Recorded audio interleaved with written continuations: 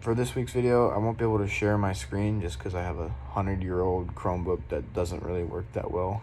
But I would have to say my gender identity would have to be Jake Gyllenhaal, mainly just because he's a phenomenal actor and the roles that he plays in the movies are super good.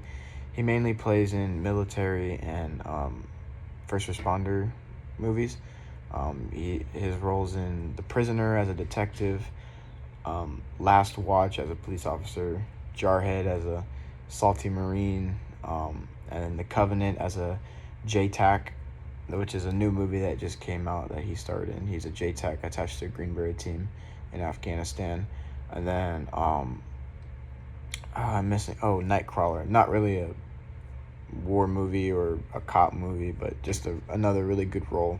And I would just have to say that the reason for that gender identity of me associating myself with that is just because he's a stand-up in a perfect world. He's a stand-up guy. He, in the roles that he plays, he doesn't, take crap from anybody.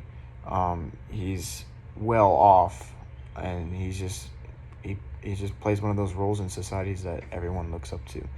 And then for sexual identity, it would have to be Natalie Portman. Main reason being, I grew up watching Star Wars. I was a Star Wars nerd. Natalie Portman is, the reason why Anakin Skywalker turned to the dark side eventually. Lost himself trying to save his wife Padme, or Natalie Portman, and turned to the dark side. So that's what I would associate myself with, just because I like her actor in those movies. I preferred the film Drive over the other movie. Drive is just on top in every single way. I don't think any of the movies we watched this year have come close to Drive.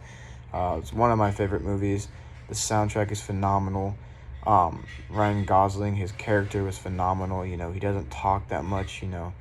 He speaks through his actions, and he's not a guy. He's a force to reckon with, and he's not one to mess around with. And I just think it's that saying that less is more.